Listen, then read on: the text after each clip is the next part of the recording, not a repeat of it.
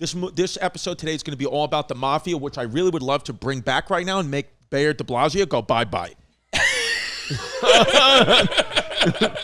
I mean, these guys don't like de Blasio. If de Blasio was mayor right now, make no mistake, the city would feel a little different. There's a lot of good things the Mafia did, and we're going to get to those shortly. Well, here's the thing. The real interesting history is Rico, because that's what took down the mob, but we're a couple of kids who realized, hey, let's talk about Rico for a couple seconds, and let's talk about the Italian It's also Mafia. my baby mama's nephew, yeah. Yeah. Yeah, because Rico's a little, as we would call it, it's a little bit of a snoozer just to talk about Rico. It's a little bit of a snoozer just to talk about Rico, so we're going to get to it, which is the racketeering something. It's racketeer. It was a term actually. Mayor racketeering inside Cookies. No, racketeering, office. influence, and corrupt organization. Rico. Right. Rico, and it was created by some kid who was a lawyer. Right. And it was created in the 60s, and then they didn't really do anything. They sat on it for 10 years until the FBI decided we're going to start using it, and we're going to take down the mob, and it was the worst thing that happened to this country. It's the worst thing that happened to the city, and then that's where Rudy Giuliani got famous, who eventually became the mayor, and then fucking Republican nutjob greatness, Rudy Giuliani. What do you think? So, because what Italians will do, this is the funny... This is what makes Italians the funniest ethnicity besides blacks. Is they will take your worst personal trait and they'll make it into your nickname. Yeah. So it's like if you got a club foot, you become Johnny the Pirate. Yeah. It's like Joe DeRosa, our friend, God bless him, he's a comedian, but he's an adopted kid, which means his mom threw him away. So he'd be called Joey in a basket. Joey in a basket. Yeah, and so he's also Joey. He's always Joey Sandbox because he's Egyptian, right? Joey Sandbox. Yeah, but he's also Joey Turtles because he's got no shoulders. I mean, the kid looks like a turtle without a shell. He looks like a turtle without a shell. Yeah, he's also Joey horrible tattoos because I don't know what the fuck he's doing with his arms, but I mean, he just got like a black square. It almost looked like he was protesting. He was doing the Instagram blackout on his arm before it actually happened. Yeah, it's Blackout Tuesday every day. I mean, Joey DeRosa is a fucking mess. He's a fucking mess, and he wears jorts. He's an adopted Egyptian kid who was raised by an Italian family in fucking South Jersey. Yeah. And listen, he's South Philly fucking trash. You're South Philly fucking trash, Joey D. Joey D. I love you to death. We love you, Joey D. But they take your worst quality and make it your nickname. That's what Italians do in the neighborhood. So what do you think they would, like, Giuliani, because, first of all, he probably had that comb over when he was 6. Yeah, and he went to, Yeah, and he always talked like he was Joey had a little bit of a lift. He had a little bit of a lift, and he's a squeak. He's a fucking squeak. Even though in the documentary he claims like he was tough and he was boxing, it's like, who are you kidding, guy? Yeah, Giuliani. You got your fucking underwear pulled over your head. What would be his fucking nickname in the Italian neighborhood? Rudy Giuliani? Giuliani. I don't know what would they call him? Rudy Marbles? What was Rudy Marble Mouse? Rudy Spitz? Rudy Spitz? I don't know, but I know that he went to Bishop Lachlan High School, this is the type of college basketball I played. For anybody that ever says, oh, Chris, you're a real good college basketball player, the truth is, if you say that, you don't know anything about sports, because here I played college basketball, and we would play our home college basketball games in a high school gym at Bishop Lachlan, and one time we scrimmaged, the college basketball team scrimmaged the JV Bishop Lachlan basketball team, and we lost by 25 points because the only key difference is Bishop Lachlan had black kids and we didn't. Yeah. We lost by a lot. I mean, it's just what you want to say. The Catholic School League in New York is the top league. It's like the NBA. It's the NBA, and so your school would have a very white student body. Yeah. And then the basketball team would not have a white student body. No. That's just how it works. That's just how it was. It happened to Bishop Lachlan, Bishop Ford, all those schools. I think Xaverian might have been the only holdout where everyone kind of, after Chris Mullin, looked like Chris Mullin. Yeah, that's what it is. Yeah, I think, so Rudy Giuliani, he, and Rico and the Mafia, a lot of people, listen, first of all, there's 5 families, okay?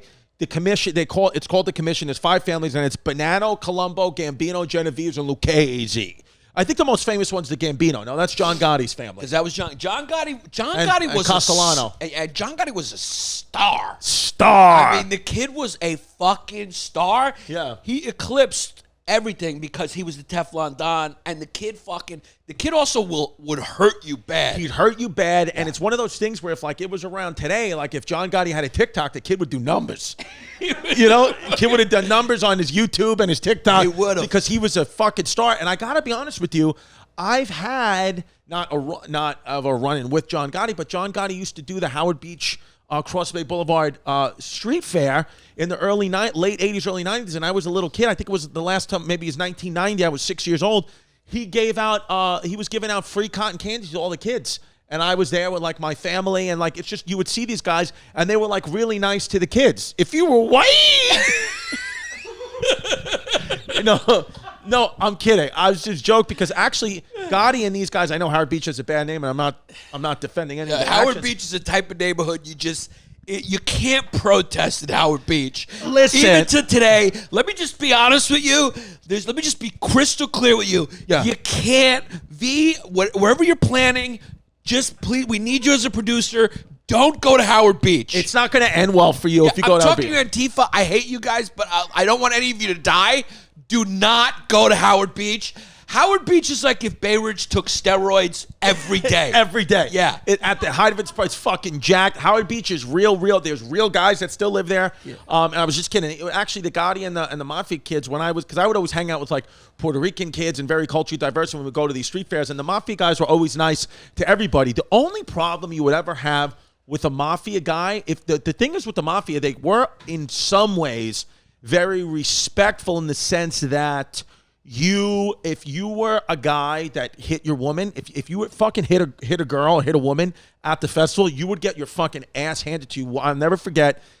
This wasn't John Gotti because he was already in prison, or maybe he had even already passed away. But this was he was in prison in the mid 90s. God rest his soul. God bless. I was on Cross Bay Boulevard in the Howard Beach Festival, and they used to do it, and a guy pushed his girlfriend, and he got beaten with baseball bats in public in front of everyone, and the police didn't even come. He was just left there bleeding out, and I was like, "You." Yeah. I can't. So you actually saw the Mafia when you were with your dad? Because I would figure your dad would see them and he would huddle with you around the corner. You'd scuffle out of there quick because the kid might have owned them a couple dollars. Well, that's the thing. I was going to tell some really interesting stories about a family member of mine who actually lost her husband and child to Mafia violence, and I was going to actually call her on the podcast today, and we were going to talk, and she was like, "Chris, she said, Christopher, I wouldn't do that if I were you because your father still does owe some money to a few of these guys." So we could talk about it privately, but as far as putting the information up there in the podcast, I don't know. Yeah. And that's a true story. Yeah. She was like, "I don't know, honey, because, some of these guys, they're very old, but they still are around, and who knows what they're listening to now." But yeah, but I won't say her name, but I did have a member of my family, when I was 3 years old, was involved in the Mafia. Her husband was, and they were murdered. And it's just wild that it came that close to my family. And then for every month for 20 years, she would receive a brown paper bag of cash behind one of her houseplants, and she believes it was from the people who murdered her husband and kid, but they still felt an obligation to take care of the woman because that's just what it was. Because that's what we do at our thing. That's Cosa Nostra. Yeah, it's Cosa Nostra. If you murder a woman's husband, yeah, and she's got to raise the kids, the least you can do, yeah, is put a couple dollars in a paper bag at her they doorstep. Said like this. They said, "Listen, we're going to murder. We murdered this woman's husband. We murdered this woman's husband, but we're not fucking animals. It's just an Englewood over here. I mean, what are we, fucking mobbies? Yeah. So we're going to fucking give her some money, and, we're doing the right thing here, even though we did murder the husband in cold blood." Oh, we're not fucking animals. I mean, I did butcher her fucking husband, put him in little pieces, turned him into fucking steak that you would feed a kid. I cut him into little tiny pieces that a fucking 4-year-old could digest, but I'm not a fucking animal. I paid a woman a little bit, $10 every couple months. We made the husband look like Chef Boyardee, but I mean, I was raised right. I mean, I got a fucking mother and 3 sisters. I'm not going to let this woman not have money. I mean, I just killed the whole family. I mean, what kind of fucking dirtbag would I be if I didn't pay this woman's fucking monthly expenses for the rest of her life after I just cut her fucking husband's head off and threw it off to Verrazano? Because have you watched the docuseries on Netflix? Your City? I was fucking moving my monkey to it all weekend. The one guy I like is the guy who's like, he was an enforcer, and they show young pictures of him. That's John Alite. Yeah. That's a real guy too, and we're going to just quickly go through that because John Alite is a guy who is a known guy in Queens. Yeah, Albanian kid. He was Albanian kid. He was. I think he was Albanian. He's with the Italian Mafia, but I don't think he was Italian. I think he was an Albanian kid. I think John Elliott's an Albanian kid. And there's a great interview I watched on Vlad TV with John Alite, and he talks all about his time. No, not that guy. He's the guy. He was not. No, the guy was boxing. That's John Alite. Oh yeah. Oh, because you pulled up one of the. Google John Alite. Because he was on the Vlad TV interview, and he was on. There it goes. And then he's also got a podcast. He's got there it is. Everyone's got a fucking podcast. He's got a podcast. Yeah. John Edward Alite. Yeah, it was. Hey, how you doing? It's John Alite. Let's talk about December 4th, 1987.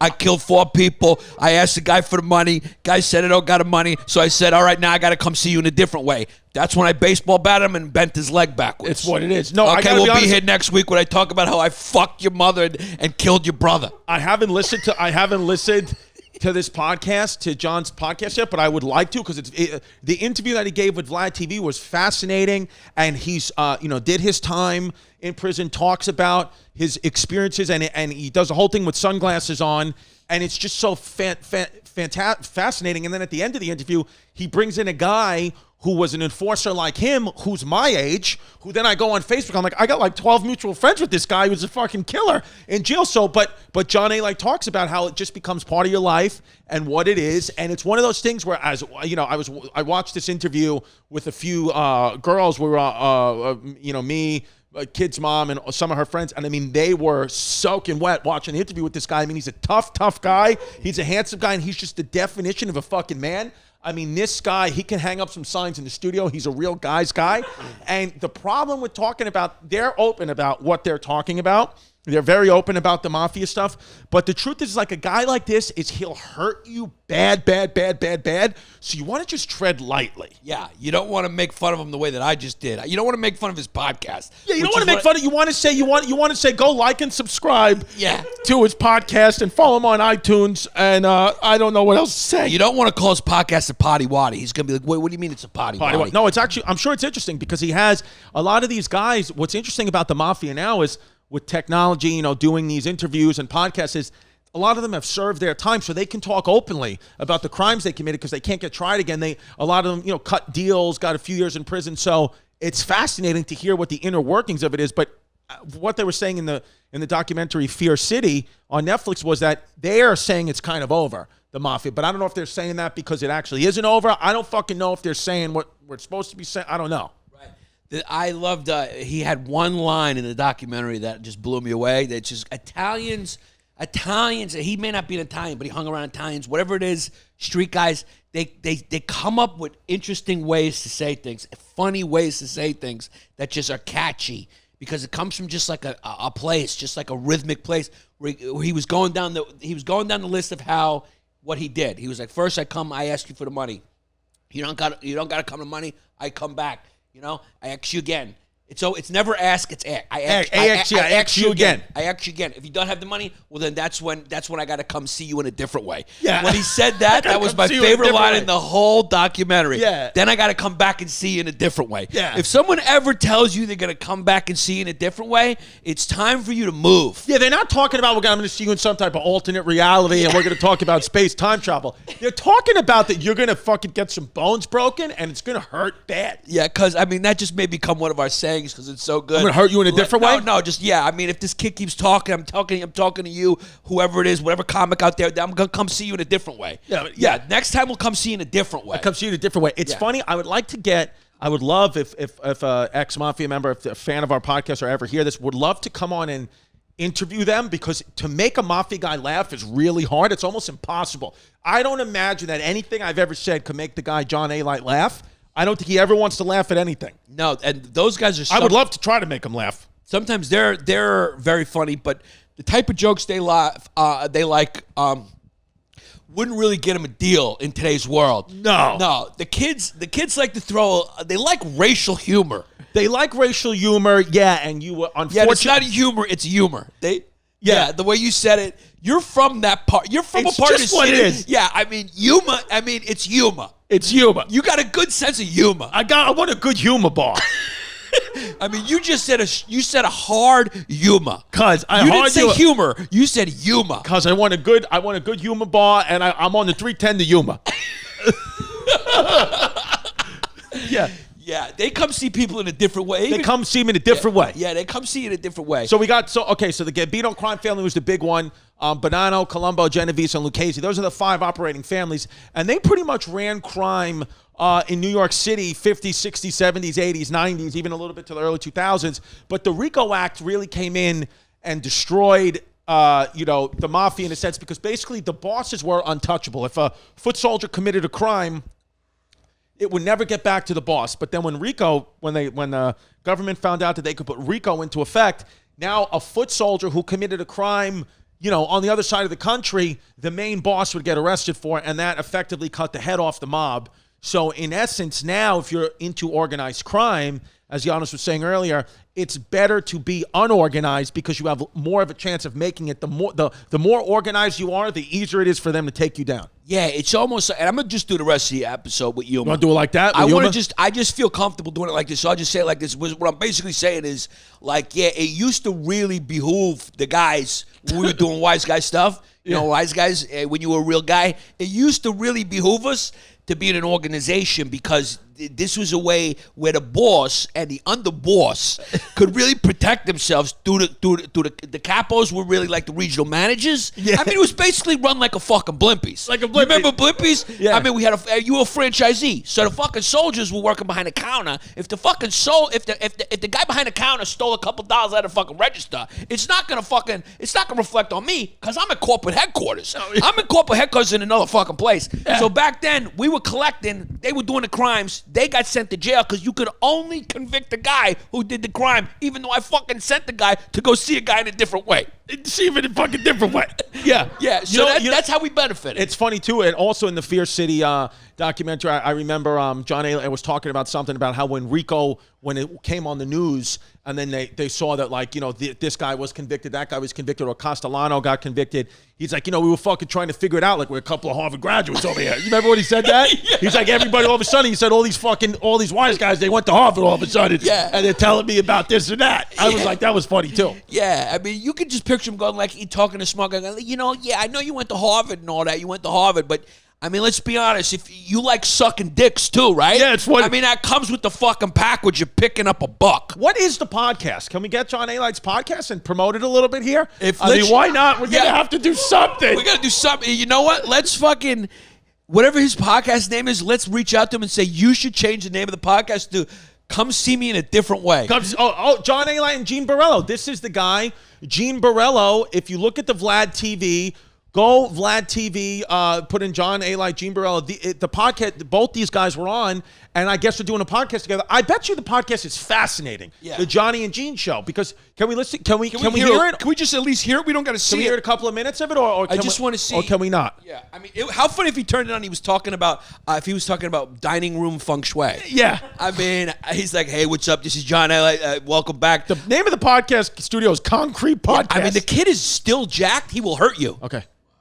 Wait a second. I mean, he'll fucking crush this kid. I mean, who's this fucking Democrat? What the fuck is going on here? We got to get on this guy's podcast. I know. Did he say, "Hey, I got a job for you"? How did he introduce you into his life? He was dealing drugs with another guy, Johnny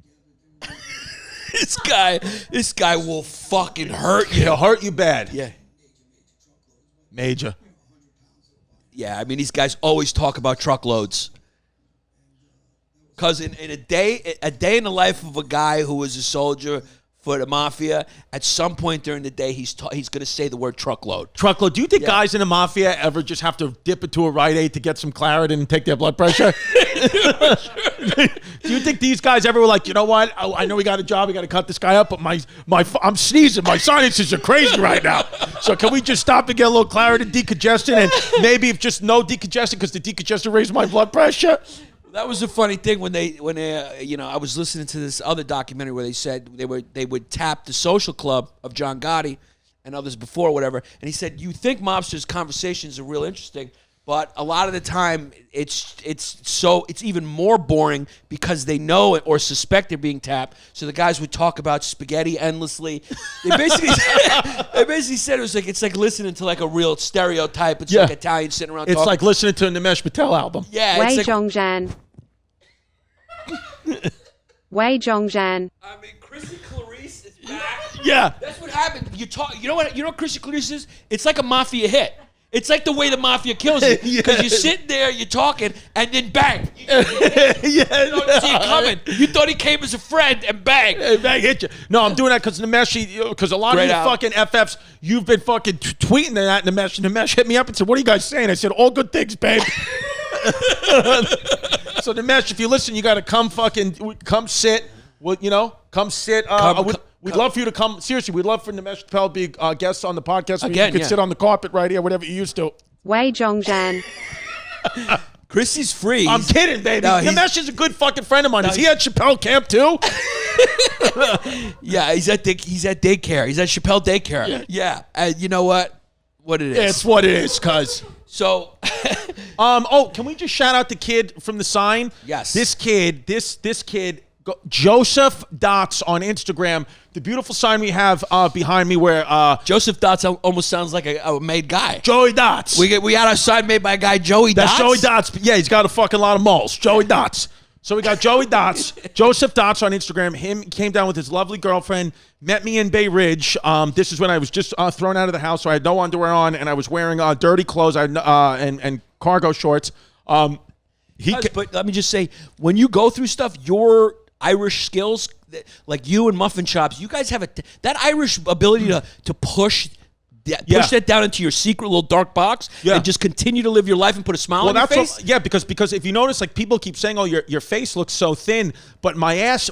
I've realized when I push down the gay, I always thought the triceps get big from pushing down, but then I push it into my ass. Yeah. That's when my ass gets bigger. That's what makes That's sense. when my ass gets bigger. It's holding all my pain. I hold my pain in my ass. That makes sense. So that's why the So more if I I pop meditate, the less my ass gets because I'm farting out the bad stuff. Yeah.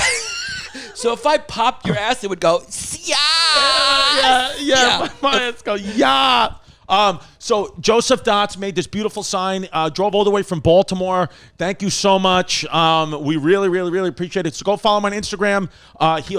He makes fantastic, unique, one-of-a-kind art. So if you guys want anything for your homes or whatever you need, Joseph Dots, he makes custom wood cut pieces and with thousands of dots. He's a guy, he's big dot art. Yeah, so and his page is beautiful. Joseph Dots on Instagram. Thank you again, brother. This is going to stay up here until somebody comes in and steals it. Absolutely. Thank you, Joey Dots. And we would like to thank Joey Dots. Can you just pull up Aurora Police Department looking for Antifa suspect? Yeah. We would like to take. Yeah. We would just like to say thank you to Joey Dots for taking some time out of his busy schedule. Yeah. Come on, Google, so I can make the joke. There it is. Yeah, Aurora, Colorado, Antifa suspect. Yeah, Aurora, Colorado, Antifa. This kid. Yeah, we just like want Joey Dots. Yeah, he had to leave in a hurry. Yeah, and Yeah, Joey. We like to thank you for taking your time out of your busy schedule. There he is. Yeah. Joey Dots, we want to thank you very much. We know that you shot a few people, right? But in Colorado, and you were able to drive down. You were able to drive and get me the sign. Yeah, and also, we do have your text with Venetia. You guys have been sexting each other, talking about the revolution, and so we know all about it. Yeah. No sexual stuff. You guys just been sending different pictures of Karl Marx. You've been like, hey, send me a dirty pic, and it's Karl Marx in a fucking in a shirt in the field. So we appreciate you. Go follow him on Instagram, and you'll see him at a march. Because I gotta pee bad. So why don't you go pee? I'm not holding you back, cause you're out of jail. You can do the things you want to now. Did he just fart on the way out? Yeah. I mean, because Venetia, God bless her, when her parents say, like, how was your day at work? It's like, we had to edit 4 things out because the guy said things too wild, and then one of them just farted past me as he was going to the bathroom. I mean, you do not have to go to school to be a producer on this fucking program. That we know for sure. So let's take it all the way back. I mean, we're doing a lot of hyena, very little history. We are the History Hyenas. A lot of people who are new to the podcast always ask, why are you guys called the History Hyena? There's many reasons. I've been obsessed with hyenas. They're my favorite animal for years. I told Chris about it. Me and Chris, when we became friends, we started realizing how much we both love history. So, and then he became fascinated with hyenas based on me talking about them all the time. So we just put the two together because we're fucking wild kids, and that's just what it is. And sometimes our podcast is a little more history and less hyenas, and sometimes it's a little more wild, more hyena, and no history. So it's always a balance. And when I say history, very soon we've put ourselves on notice.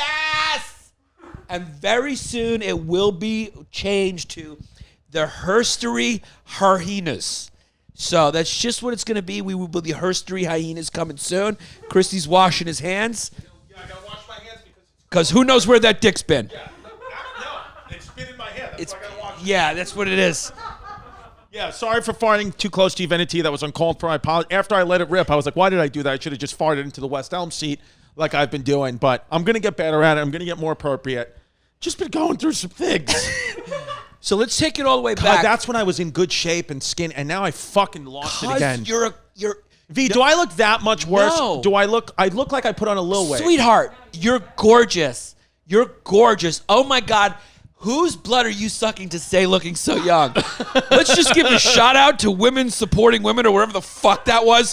What was that hashtag that fucking swept across? I love that. Yeah, women supporting women, and then boom, fucking Ellen's a piece of shit article comes out right away. Oh my God. Perfect timing, whoever did that. Women supporting women. Let's do something revolutionary and different and post selfies of ourselves on fucking Instagram. Yeah. Yeah. What's different about yesterday than every day? You fucking basic bitches. Yeah, thank you. Oh, yeah, fucking women supporting women. That's fucking, yeah, good for you, because guess what? There was a little too much garlic in my sauce. Yeah, so somebody's going to get disciplined, and if fucking the garlic is not sliced a little thinner, we're going to come see it a different way. In a different way, because let me make no mistake, a couple of these guys we talked about on the podcast, you better fucking have the garlic sliced nice and thin for those guys. You better have the fucking garlic sliced nice and thick for Joe Aliite.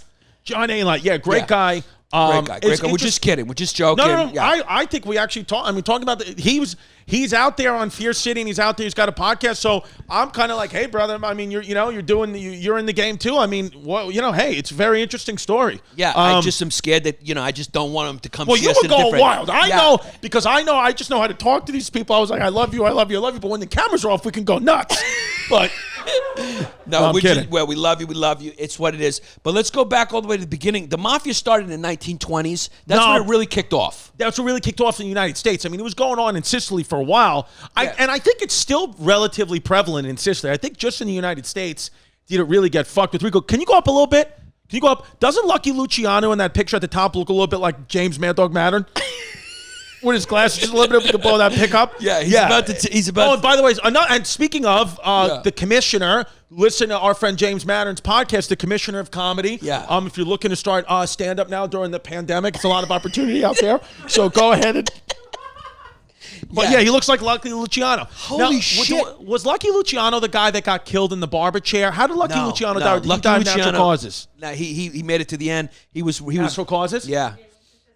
Yeah. And Lucky Luciano actually was very influential in World War II. He was in prison, and because there was a time when we weren't sure if German U-boats were going to come close to the shores of Long Island. Here we go. Yeah, in World War II, he used his criminal connections in Italy to advance the Allies' cause. After the war, Luciano received parole and got deported. He went back to Italy briefly and then traveled to Cuba. He met up with, and then when he went to Cuba is when he met up with Meyer Lansky and Bugsy Siegel, and couple of Jews and Frank Sinatra, and that's when they started making casinos and all the fucking Fidel Castro shit, which we'll get we'll talk about another day. Yeah, those guys really organized them up. Bugsy Siegel, Lucky Luciano. So Lucky Luciano. Let's just be honest. Italians are a little more prone to crime. It's just what it is. Yeah, you said they're shittier versions of Greeks. Right? What did you say? They're kind of like imitation Greeks. Right. They're kind of like not the real deal. You know what I mean? Like they just we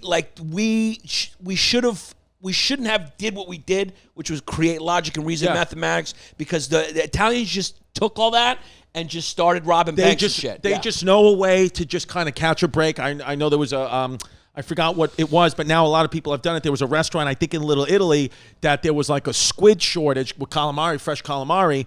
Which is a fucking tragedy in the Italian community. Yeah, calamari. There was a fucking... What did you do with the great calamari shortage of 96? Yeah, the calamari. Where were you when they ran out of calamari? Well, one of the mafia foot soldiers found out a way, because the prices were going up in squid for whatever reason, that he just was like, he fucking started putting pig anus and making it look like calamari. Is that true story? And 'Cause that was a rumor. No, that's real. Throwing that in red sauce, and then so now a lot of times when you go to like a not classy Italian place, they'll have fucking imitation calamari's pig asshole, and some mafia foot soldiers guy that found out how to do that. That's an example of an Italian guy.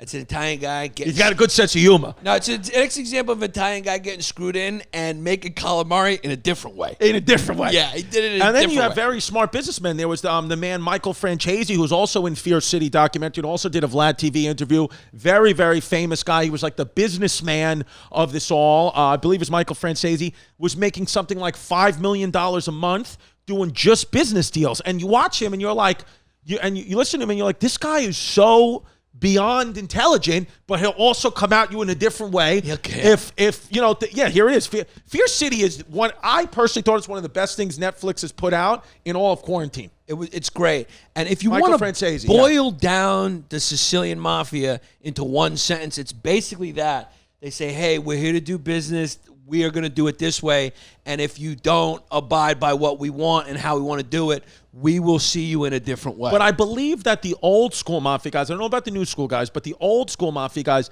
they would never hurt you or your family unless you messed with them. Like some of the gang activity now happening with other cultures, like you could just get caught in the crosshairs. And I don't know that happened that much in the mafia. I know that they would extort people. Like you had tell them your story, your family story about Albert Anastasia. Yeah, that's a very interesting story. Albert Anastasia was an extremely famous mobster. Albert Anastasia was the predecessor to Carlo Gambino. Carlo Gambino was Carlo Gambino. Italian, it's a beautiful language. It's fucking beautiful language. Carlo Gambino. So Carlo Gambino was a very, very, very, very, very ambitious guy who wanted to climb up. And Albert Anastasia was at the top with his brother. His brother was, who knows, he was the Brent Price of fucking Mafia brothers. Yeah. I mean, he was the lesser of two. Tony, what was his name? Tony Anastasia, his brother. Albert Anastasia's brother ran the docks because Albert Anastasia at that time they ran the Longshore Union. They just had control of the docks. And right. The reason why the Mafia always sought control of the docks and those unions is because then you could control the stuff coming in from overseas. And you could steal stuff or whatever. They would take that, undercut, and create a black market for stuff because they would just steal. So Albert Anastasia's brother ran those docks, and my grandfather, the great Peter Bibis. Yeah. Bibis, which means small little kid's penis, or what'd you say was even worse? He's baby dick? When you translate it, Bibis. When you go for a pee-pee, it's like little kids. Little go kids to the taking a bathroom. piss. Yeah. So that was his last name. That's my real last name that was changed to Pappas. Yeah, which is good. Your jaw looks like a bottom because your jaw looks like you're looking for socks. Yeah, I'm looking Your for jaw socks. is fucking popped out. I'll tell you what, I'm looking for socks and also a little coke. Yeah. Yeah. So my. Do you think Venetia keeps her mask on the whole time because she gets nosebleeds? Yeah, probably, yeah. Either that or when she's coming here, she doesn't want any people to see where she's we haven't going. seen her face. I wonder if she got like a fuck NYPD tattoo on her chin. Because we might- haven't seen her face since, and that's why she doesn't want to say it. Like, did she make a bad choice and she went rock climbing in Central Park and things got a little too banged up? No, I and she got a fuck NYPD? I think she got a fuck NYPD. Well, she's got Antifa right on the back of her She neck. might have, and she might be regretting that. Either that or she's just hiding it because she doesn't want any members of the Greek community to tell her father where she is at any given time. It's what it is. Make no mistake, the Greek fathers are fucking watching. This is the longest your father has not known where you were for more than half-hour integrals. I mean, if he looked through your phone and saw some of the names of your friends, you'd be on a fucking boat back to Greece and married to a villager that might be your cousin. It's just what it is. What might happen. Yeah, you get married to fucking Yannis Cyclops and Umbros real quick. Real fucking quick. Yeah. So my grandfather had a diner down at the docks. One of his first diners was in Red Hook down at the docks down there. And so Albert Anastasia's brother, whatever his name was, the Brent Price of the brothers, the lesser of the two, the Gerald Wilkins of the brothers, would come in and he would extort my grandfather. And my dad worked. My dad worked for his grandfather in the diner, right? It was a 24-hour diner. My granddad is of the generation that they start. He might have been the one. Right. I mean, but those Greeks started the 24-hour diner. So my grandfather would work. Him and his brother would do 12-hour shifts each. And that's how they did the diner. Did it ever stop? He would go into the car, and Tony Anastasia would come. His name's Tony, right? Or Joseph, or whatever the fuck his name is. Joseph Anthony and Gerardo. Yeah, one of those brothers would come, and they'd get in. My grandfather, with his apron on and everything, would get into the car, give an envelope, and it was a tribute pay. It wasn't seen as extortion back then, because back then, like, I think everyone carried cash.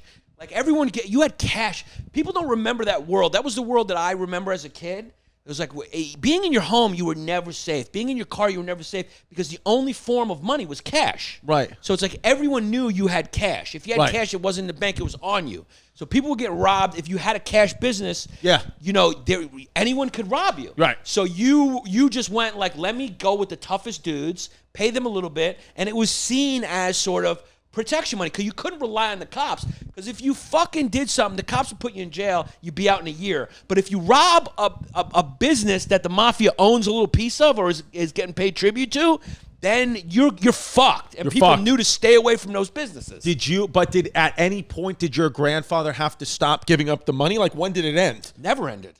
It ended when he died. He did it to the day he died. That was a part of any business in cities, Chicago, New York, Cleveland. But you were protected. Your diner would never be fucked with. You paid a little bit, and that's what it is. I mean, I think the guys that did it right did it that way. You know how it is in everything. There's people who are a little greedy, people who are a little stupid, people who do it right. So you think your grandfather had a problem doing this, or he would just do it? Because it was just part of the way of life. According to my dad, it was just part of, it was just a monthly expense. It wasn't seen as like protection money. It was just what everyone did, because they were like, it was like insurance policy. Right. It was like an insurance policy, like the cops were paid off by them. Like, they ran shit. Right. They controlled it. When the unions came to be, they got into the unions. They controlled the docks. They were in on construct.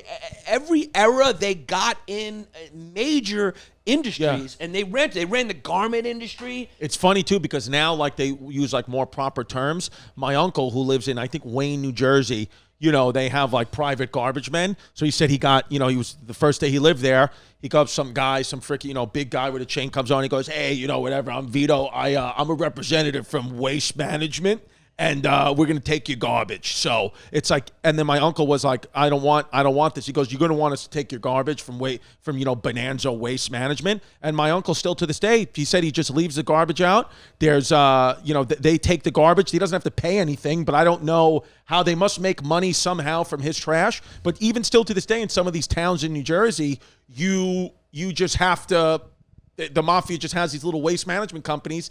I think anything in real estate, waste management, the docks in New York or New Jersey, it's all still to this day somehow mafia owned somewhere. Donald Trump is mafia. It's mafia money that's run. He didn't get those buildings from his dad. That's mafia stuff that put those buildings up. There was an era where if you were doing any building in New York, you had to deal with concrete companies and unions and work. And yeah, they were all in that. And then the mafia got broken up. The star of the show who really broke up the mafia, who had their tentacles in all these legitimate businesses, they were extorting everybody, like you said, like with the trash guy. What he's doing is he's eliminating the competition. Basically the mafia is like, that is what the mafia is we'll come see you in a different way. Do business with us. Give us money. You can't really boil down the mafia better than that sentence. We're going to name this episode, We'll Come See You in a Different Way. Or Come See You in a Different Way. That's the name of this. We might make that a t-shirt too. We're going to come see you in a different way. Come see you in a fucking different way, and then you guess who's going to come see us in a different way for using his saying and making money? Yeah, Joe Alite. John Alite. Yeah, no, and these guys are just, I mean, the thing is with Bonanno, the Colombo family, it's like, I've heard of all these guys, but I don't know the intricacies of them all, and that's the way they want it. And I think the thing with John Gotti, what I know, what the old school, at least what the documentary said, is the old school guys didn't like that he was flashy and became a celebrity, because everybody else wanted to be like, no, there's nothing going on here. Like Carlo Gambino was famous for living in the same house on Ocean Parkway for all these years and didn't have anybody, know anything about him. And Gotti changed all that, and also brought in drugs. They started selling drugs, and I think that's why what they alluded to in the Fear City documentary is that's why Paul Castellano got killed, because when the RICO Act came and they convicted Castellano and he was going to go to jail, he started asking around, hey, like, who's been dealing drugs? And if he found out Castellano, even though he was a businessman, he was a killer. You know, these guys said that he would kill people. He was a fucking hard-nosed killer. And so they felt like, I think John Gotti felt, before Castellano comes and kills me, because he's going to find out we're dealing drugs, I got to kill him. And then that's what happened. He got murdered outside of Sparks Steakhouse, I think in 1985. 1985. Yeah, it was after Carlo Gambino went away. When he passed away, Paul Castellano took over. But then there was the Croce. Who's the Croce? The Croce was Gotti's. Was he the underboss? Joey something the Croce, and so John Gotti was under him, and the Croce was kind of his mentor. The Croce, yeah, the crotch. The crotch, yeah, yeah, she spelled Croce. Yeah, she put in crotch. Yeah, I don't know what. Yeah. And that was seen as like the blue collar wing of the Gambino crime family. They were into the racketeering. They were into extortion, and then Paul Castellano was seen as like the white collar. He was into the real estate, all the white collar stuff. And let's be honest. No disrespect at all to anyone. I think people know this, but the movie Gotti that came out with John Travolta. We got to get the guy's name though, the Croce. I mean, that was tough to watch. Yeah. The John Gotti movie. It was a bad one. Yeah, with John Travolta. Johnny Travolta was bad. Yeah. D Croce, like D Croce, like with a D-E. DECROIX or something like that. Try that. The Croix. I don't know. What was his fucking name? Growing Up Gotti was a good show. Remember that show? About the Gotti family? I do remember that. Yeah. They were all Long Island kids. Yeah. Yeah, Victoria Gotti, I believe just go John Gotti's mentor. Yeah. That'll do it. So, but it's interesting because, you know, these people, you know, they're part of culture. They're part of celebrity culture like anybody else in American culture. And, you know, I don't know. I don't know if it's all legitimate now. That's the thing. I just never really know Della Croce. Is that how you pronounce it? That was Della Croce. He also died that night? He was the underboss under Castellano. He died of a brain tumor or whatever. And when he died, that's when John Gotti was like, that's when John Gotti, he killed Paul Castellano after Agnello De Croce died of some natural causes or whatever. Right. But because Agnello was saying, chill. Agnello died, and then John Gotti was like, fuck that, I'm killing him.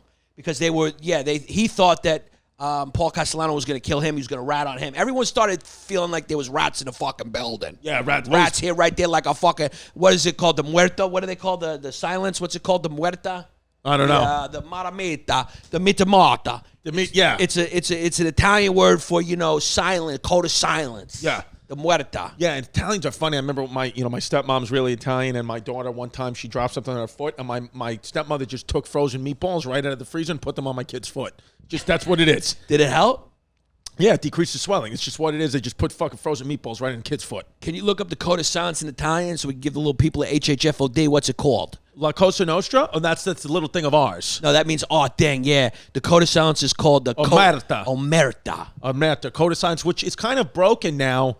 But I don't know what's okay and what's not. Like, it's interesting to watch all these documentaries and listen to these podcasts when the Mafia guys are talking about, not the kind of breaking the code of silence. I just don't know. Was it officially dissolved? I just don't have no idea. Well, Rico took it down because what happened was a couple things happened at the same time. That's it. This is interesting though, real quick.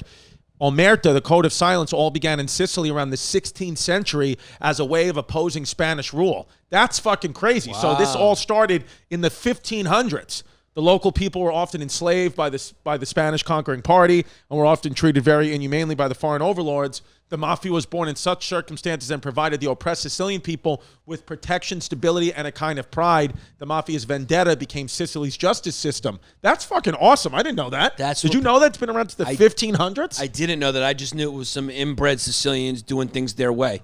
For it. And they brought it to the New World, because that's the only way they could do business is fucking, is by extorting people. Yeah, it's just what it is. I'm just kidding. I'm joking. Italians are good people. Christopher Columbus is a hero. He's a hero. That's another thing. I love pizza, whatever people get excited. What I'd like to see happen now, is I'd like to see about 10 Antifa kids come and we put a couple of guys from Fear City documentary in front of the Christopher Columbus statue in Columbus Circle with a couple of baseball bats and see if they could take down the statue.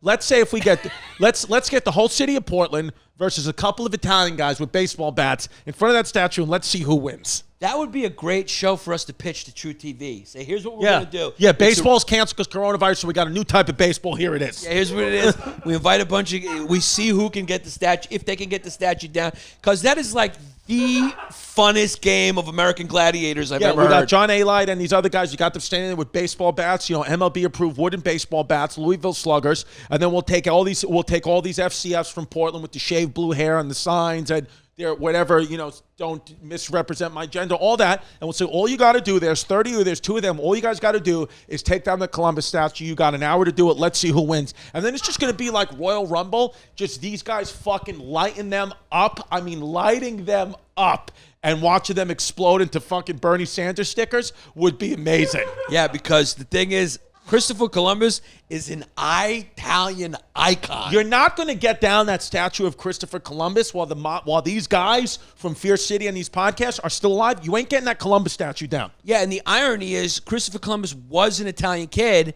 but he was under the rule and sent by the Spanish Queen. Yeah. So the whole Mafia was started to try to, the code of silence, the omerta, was started to kind of hide Very stuff from the Spanish conquerors.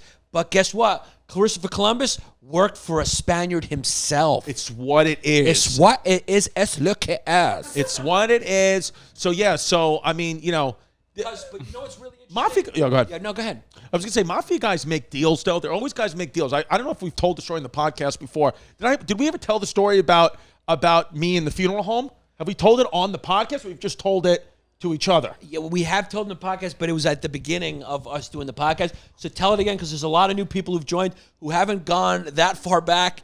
And look, if you're a sensitive person, don't go that far back in the podcast. It's just what it is. Yeah, I mean, if we were legitimate businessmen now who had our roots in being mobsters, that would be the same as this podcast. We started a little rough and tumble on the street, and now we've really straightened up a little bit. We've straightened up a little bit. So when my kid's mom, her father passed away a couple of years ago, and the funeral home we went to was a Mafia-owned funeral home in Brooklyn, New York, and they just like to make deals, these guys. So we're sitting there, she's really upset. My kid's mom, she's like, Chris, can you just negotiate with this guy? I said, yeah. So we're talking. He's like, I know she's very upset. First of all, he offered us waters, cappuccinos. He's like, what do you need? We got sandwiches, whatever you guys need. We got everything you need right here. The Mafia, is always going to be, if you're hungry or thirsty, you go to these Mafia places because they always got a lot of water and they got food. So we're sitting down and he says to me, he says, so let me ask you a question. This is right. He passed away right when Trump got elected. And he goes, let me ask you a question. He goes, the man out there, the man who passed away, who fucking passed over and is sitting at the right hand of the Father right now. The man who passed away, he goes, does he, who was he affiliated with politically? They always try to talk. He's like, who was it? And I'm like, I'm actually like, he liked Donald Trump. And he's like, that guy right there? That guy right there. He voted for Donald Trump, and I swear he started to get like a little bit of welling under his eyes. He was like, I never thought in a million years that guy right there was a true patriot. And then he goes, and then she says, my kid's mom, she's like, like with funeral costs and all that, it's been tough because, he died suddenly. We don't really have any money. He goes, I'm going to make you a deal right now. Donald Trump's going to make you a deal right now. He goes, I said the same thing. He said, people been coming in here. People been dying. He goes, and they said, they've been coming in here, and they've been, talking all about Hillary Clinton, right? And he said, I had a family last night. I fucking sitting there. They're all talking about these funky Democrats. They're all talking. He goes, I got a family in there, and they say, I say to the guy, one of his guys talking, I was like, yeah, look, why don't you tell me one good thing Hillary's done and one bad thing Donald Trump's done? Just tell me real fact bullshit. He goes, none of this Anderson Cooper shit. Give me a fucking fact, and I'm going to give you the funeral for half price.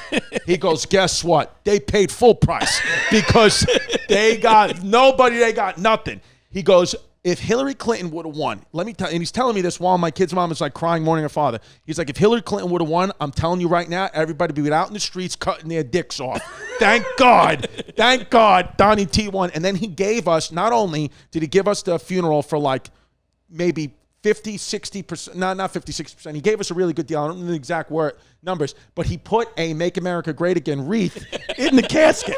So, and my family kept saying, we don't want that. He's like, trust me, it's what he wants. Yeah. I know the dead. So he is buried now, my kid's mom, with the Make America Great Again wreath and it's like, what was I going to tell this guy? And then I started telling him about people that I knew in entertainment, and he knew people. And then he told me, he said, you know who's a fucking motherfucker who better not ever show his face downtown Little Italy? I was like, who? He goes, Robert De Niro. Yeah. And he told us Robert De Niro. He said, Robert De Niro. And then he told us some stories about De Niro where it's like, obviously they don't like him because he's going out against Trump, but also De Niro, he used the Mafia to finance some of his movies. I don't know exactly which ones, and he never paid back the juice on the money. Wasn't it Bronx Tale? I don't know if it was. It might have been Bronx Tale. Because he produced that. Yeah, it might have been that and a couple other ones. So, like, I didn't know, like, Robert De Niro, you would think is the most celebrated Italian, loved by the mobsters. The real Mafia guys, like, he owes them real money, and it's, like, a big problem. Like, De Niro can't just go stroll down to Little Italy, allegedly. Now, your baby's mama's dad he went hard for Trump. I mean, hard. I remember when Donald Trump got elected, the very next... Did he have a heart attack because he thought Hillary won the election by the numbers? That's probably what happened. Yeah. Yeah, no, I remember I go, because I didn't know, I was brand new to the family. My daughter was a couple of months old. He comes over, Puerto Rican guy. He comes over, and I'm like, Trump had won the night before, was sitting for having a breakfast, and I'm going on. I must have talked about 20 minutes about how crazy this is and all the things that he said about Mexicans. And I worry now, having a Latina daughter, how that affects her and her life and going on, because I just thought he was fucking Puerto Rican, so he's going to agree with me. And he was like, are you finished? And I was like, yeah. And then he had a shopping bag, what I thought was just a newspaper. He takes out a Make America Great Again hat and puts it on at the table. And I was like, oh, yeah. And then he proceeds to tell me about all the great things Donald Trump is going to do and about how, the worst thing that could have happened is if we had a woman running the country. Yeah. I mean, the kid, before he passed, God rest his soul, he made a few good points. He made a real good few points. Yeah. And he's not fucking wrong, because now we got a woman running the city of New York, and look at what's going on. Yeah, we got a woman. Mayor de Blasio's a fucking girl. Yeah, and we got a woman running this podcast. We can't do anything. We can't even order zucchini slices. Yeah, we're not allowed to. I'm oppressed. I want a fucking zucchini slice, and we can't. We have to have smoothies and freaking spinach pies. Yeah, she wants us to be lean and cute. And she was right, because if we would have got that pizza, I would have caught a hardcore case of the itis. I'm already trying to wiggle out of this fucking live show for the Patreon members. Yeah, cuz you got a short leash on yourself. The great thing about you, cuz, is you put a short leash on yourself. Yeah, that's what it is. You pull yourself out of situations. Yeah, you guys were talking about how you like to get choked. That's how I like to get choked. Yeah, you like to choke I put yourself. a short leash on myself. Here's what I like to talk about. Venetia likes that one. Here's what I like to talk about, because everyone knows about the Mafia. Everybody knows about the 5 families in New York. Everyone knows about the commission that was set up by Lucky Luciese, which included Lucky Luciano, that included the Buffalo Boss and the from the Irishman, the Buffalo Boss. And was it the Chicago or Cleveland? No, the commission. The commission was the head of the 5 families. Right, Venetia? And then also... Venetia's not here for it. She's tuned out. She's tuned out. Sorry. So that also included Buffalo, and I believe Chicago was also included in the commission, right? So it's Buffalo, Chicago, and the 5 families. They did this. Lucky Luciano set up the commission because what happened, there was a big beef that happened in the 20s. A lot of mobsters died, killing each other. The 5 families were fighting, and he said, hey, guys, we can make a lot more money together, organized, with rules. We got everything's got it. We got our laws here. This is what happens. None of our captains, none of our fucking soldiers get involved in drug dealing. We stay away. We make money from drugs, but they never fucking get involved in that stuff behind our back. That's why John Gotti started making money from dealing drugs. That's why he was in trouble. That's why because the other guys in the commission was telling Paul Castellano, the other guys from the other families were telling Paul Castellano, you know what you got to do. Yeah. You got to take him out. And you got to kill him because he's making the families look bad. He's bringing heat on us by dealing drugs. That's not what the Italians do. That's what somebody else does in other neighborhoods, and then they use different words. It's just what it is. They saw those words in a different way. They came at you differently. When they were describing the type of businesses that other ethnicities do when it comes to dealing certain things, they came at those words in a different way. And that's why the Paul Castellano murder was so interesting, because like you said, it had had to have been organized by the commission because you can't kill a boss of a boss without the approval of a commission. And you can't kill a captain. You can't kill everybody. No. Everything's got to be approved by the commission. So the commission, and this commission was successful for years and years and years and years and years. And the mafia took advantage of the legal system by which you could only prosecute or sue someone who had done something specifically. Yeah. So the omerta, which was it's like a whole pyramid scheme. It's a pyramid scheme by the bosses. They put the soldiers out front. They do the crimes. If they get caught, the soldiers pay, and then they brainwash them with the code of silence saying, you keep your mouth shut, or else you're going to go to hell or whatever, or, the Mother Mary's going to take an eggplant and put up your ass. I don't know what you fucking sauce monkeys believe or how you do it, but you fucking brainwash these idiots by saying something's going to happen to their mothers, and God forbid anything happens to their mother. So they said, well, you're going to take an oath of omerta, because if you break it, we're going to tell people your mother's sauce isn't delicious. That's what it is. And that's all you got to do is keep a mafia soldier lines. I'm going to tell everybody your mother's fucking sauce sucks. And then that's going to keep them quiet. And then, so they took advantage of that for years and years and years. These bosses were collecting, and that you couldn't get to them because you could only prosecute one person at a time. And the commission was so organized and kept the families not fighting. So everyone was making money together, and they were cooperating. They respected each other's territory. No more gang wars. And the mafia was just getting its hand into industry after industry after industry, and they just kept going like a domino effect. They were kind of running the country. Let's go again. Let's see, what are the ways that the mafia makes money? We had figured that out. Yeah, so we've got extortion, soliciting, theft, embezzlement, murder, antitrust violations, things like that. Which is like price fixing and contract. Yeah, saying, hey, the extortion's the big one. Yeah, it's like when the guy showed up at your relative's house saying, you're going to use this. Yeah. You're going to use this garbage company. Yeah, it's just what it is. Receiving bribes, gambling a lot. Anytime you gamble and bookie or anything like that, usually connected guy. I don't know, man. It's just they got it. The Gambino family controlled the garment industry. They controlled for a certain time. Different families controlled construction. They got into the airlines. They got into those unions. It was important to control the unions because then they could really extort whoever's giving the contract. They could say, "Hey, our guys aren't going to start working to make us a sweetheart. Give me a sweetheart deal, and the guys will work." Yeah, because most of the mafia, we romanticize the killings and what the movies are, but that's like not a big part of their business. It certainly happens. Most of it is like they're stealing money in cryptocurrency. They're, bookies. It's not like every day they're like beating the shit out of somebody. And a lot of it's just kind of like boring clerical work where they just make money like any other business, just illegal. Right, gambling, all that stuff. They just, the bosses, they're a business into making money. Right. And it's almost like they just provide a service in the black market. So whatever there's a demand, no matter what the law is, they'll fulfill it. Yeah, any prostitutes, that's all them. That's all prostitution. But they got into a lot of legitimate businesses. Yeah. That was the thing. Yeah. And they were able to thrive in those businesses through extortion, through the strong arm will come see in a different way type of method. Yeah, it's just what it is, cuz. But what's really interesting is how the government actually ended up getting them finally. Yeah, which is Rudy Giuliani is how he became famous. Because they basically thrived from the 30s until the 80s. They were thriving, making money. I mean, Carlo Gambino died a rich man, cuz. Like, if you grew up in New York, like, my mother, my father, all our parents, the mafia was a part of life in New York City. Like, everybody knew the mobsters on the street corner. Everybody knew where the mobsters hung out, the social clubs, the delis, the pizzerias. Now kids, they have no understanding of that. There's no mafia guys on the corner. I remember being very, very young.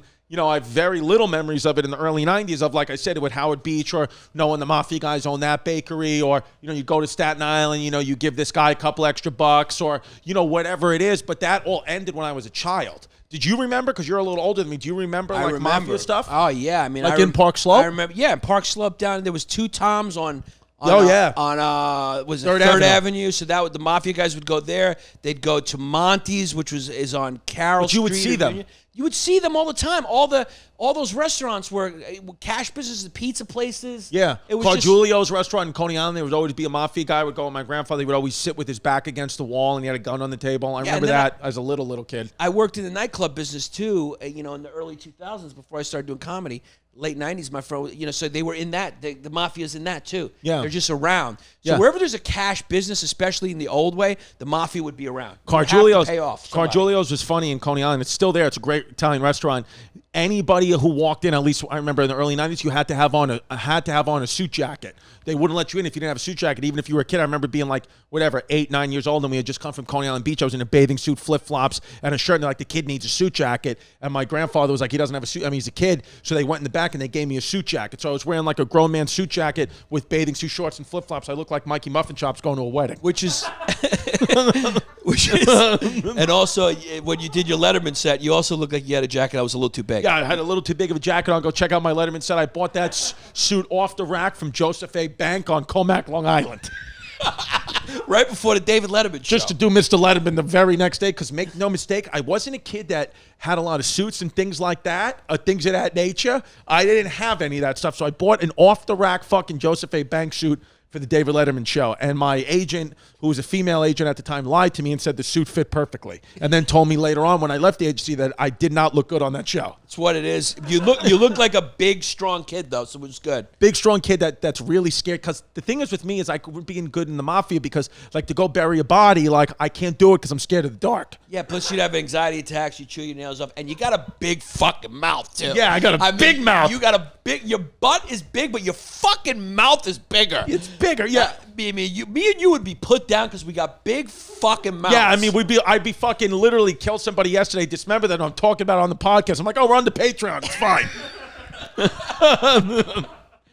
By the way, patreon.com/Bay Ridge Boys. The shit that's going on there right now, I mean, honestly, patreon.com/ I encourage you to go to patreon.com/Bay Ridge Boys and see if there's a more active, better, funnier Patreon out there. We are doing shit. Now we have we're doing like a Wheel of Fortune game show for the $25 and the $50 members. So go sign up for that. We're doing kamikaze episodes where Mikey Muffin Chops has the camera on us and we don't know it. He's actually has like really horrifying information that he just puts on the Patreon for $25 a month. You can watch us go down in flames. For $10 a month, you get Wepa in the Morning, which is our morning show every single day, 9 a.m. to 9:30 Eastern Time, Wepa in the Morning. And then also for $10, if you join at that level, we read your name at the end of an episode. And for $5, you can get the audio of the Wepa in the Morning, and that's about it. Because it's like, what the fuck are you doing? I mean, we have a real business over here. You don't want to give us $10 more. We're going to come at you in a different way. We'll come see you in a different way. Go join our channel. That is our channel, patreon.com/Bay Ridge Boys. Also go to our website, historyhyenas.com/merch. Get yourself a shirt. We got reality as a suggestion shirts. We got finally our History Hyenas logo shirts. We're coming up with a new woke and dope shirt that's coming soon. It's gonna be cute. We got all types of different shirts and sayings from our podcast for you, the fans. So go check it out. Get yourself a shirt. Buy your loved one a shirt for their birthday. And or we're whatever. also, me and Yanni, going to be performing live. Yanni, what are your dates? Yeah, you can see me first. We'll do this one. Then I will also be at the Stress Factory in Jersey. I think the last weekend of September. So get those tickets. Stress Factory, New Jersey. Here we go. But here you go. You can get me. I will be in Royersford, Pennsylvania. Check this out. I'm doing this one show and then the Stress Factory, and that's it this summer. August 12th, Wednesday, August 12th, I will be in Royersford, PA. So get your tickets. I will post the tickets on my website, but the ticket link is nightout.com/Yannis Pappas or some shit like that. Yeah. So go get your tickets to see me in Royersford, PA, August 12th, and then September 20, the last weekend in September, whatever dates those are, I'll start posting those soon. I'll be at the Stress Factory. There we go. So go check out Yanni and then me. Go to historyhyenas.com or chrisdcomedy.com. August 68th, Stress Factory. It's sold out. So thank you guys so much for that. August 29th, Monmouth Park Racetrack, Oceanport, New Jersey. There's tickets left for that. Go get them now. Those are selling quick. And then we just added Governors in Long Island. August 21st, we just added a show. The rest of them are sold out. So August 21st, we just added a late show. So go get those tickets. But really, August 29th, Oceanport, New Jersey, and August 21st in Levittown, Long Island are the only ones with tickets available. So thank you guys.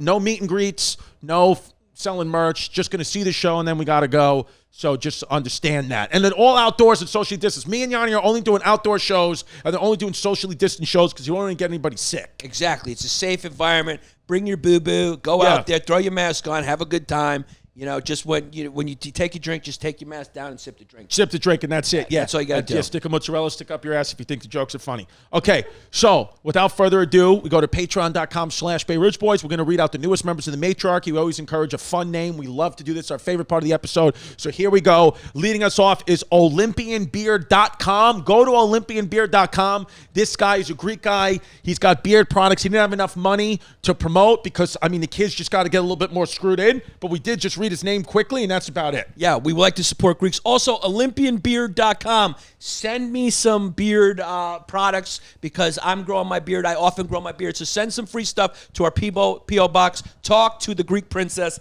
Vanatia.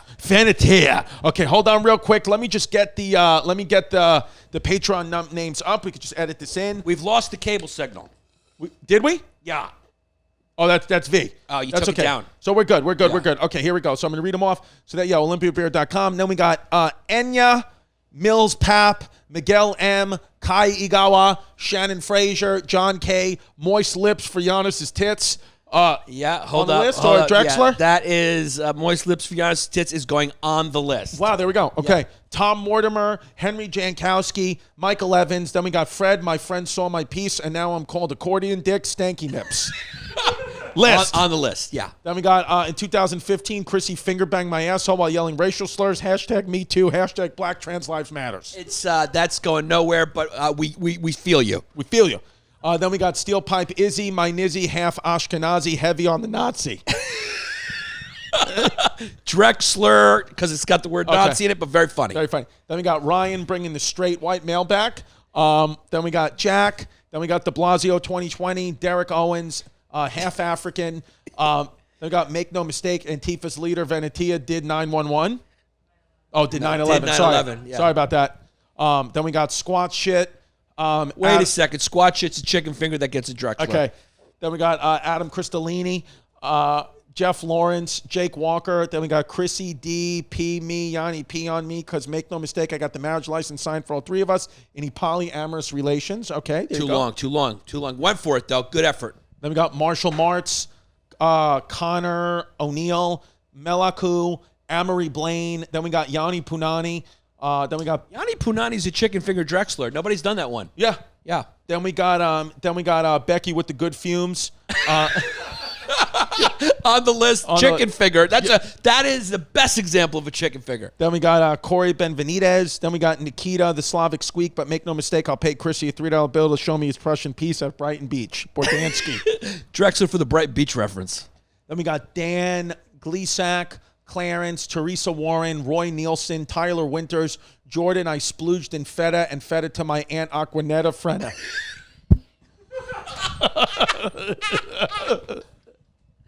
Front contender on the list. Is Aquanetta a Greek name? I don't know, but it was funny. It's on the list. I got lightheaded from that one. All right. Then we got Sonny Baumgartner. Then we got Money Shot Murphy and the Dongs of Troy.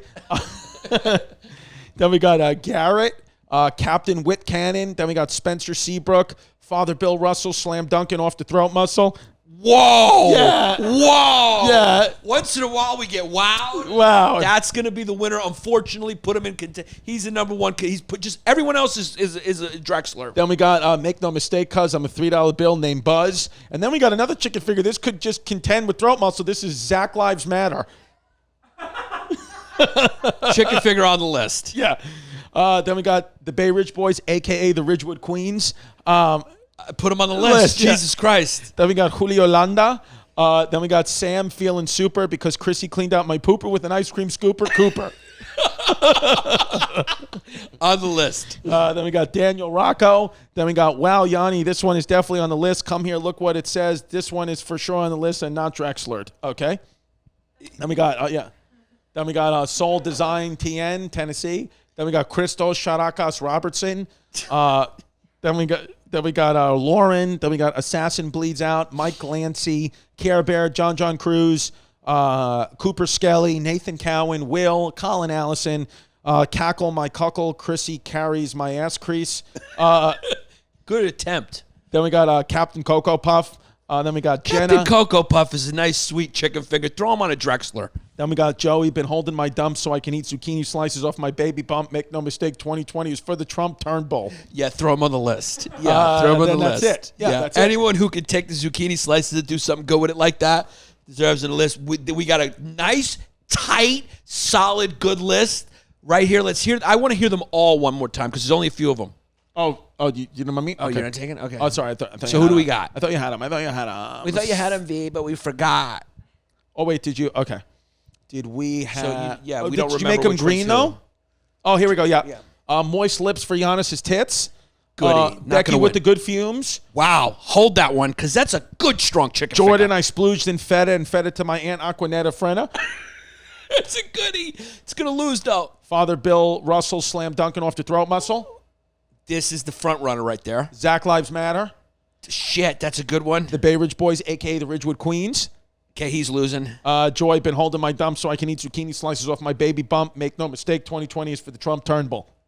Fuck, it's between, and that's the last one? Yeah. So it's between that one and, what was the other one I said? I mean, Father Bill Russell slam dunking off the throat muscle. And It's- you also like Becky with the good fumes. Yeah, I think Becky it's with between the- those two. Jesus Christ. Becky with the good fumes. It's between those three. What do you want to do? Is it the uvula? Is it Becky with the good fumes just to honor a chicken finger this year? I would say honor the chicken finger and also honor Women's Month, whatever bullshit Yeah. thing on Instagram. Yeah, all that we three, have to play pretend. Yeah. All three, you're great, but we're gonna. Yeah. Becky with the good fumes is what you call. That's a chicken finger. Yeah. You don't always have to go for the triple flip dunk. Yeah. You can if you got a nice solid layup like that. Becky with the good fumes, congrats. You're a PPW Pseudo Penis of the Week. Thank you guys very much for all the support. Please go like and subscribe to our YouTube and our iTunes. Check out our clips page, History Hyena Clips. Just stay cute, stay sucking cock out there. Yeah, and turn notifications on. We really hope you enjoyed that episode, whatever it was about. This is just a stock thing that we're taping onto every episode. So go make sure you rate, review us, subscribe, turn on your notifications, get jiggy with it. And go to patreon.com/Bay Ridge Boys where things get really wild.